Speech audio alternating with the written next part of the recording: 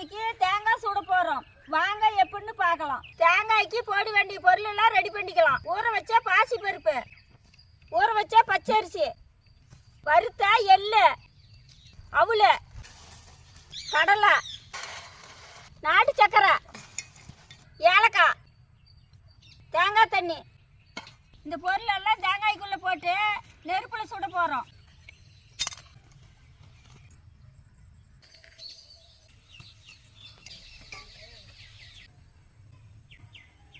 தேங்காய் சுட்டுக்கலாம்பா.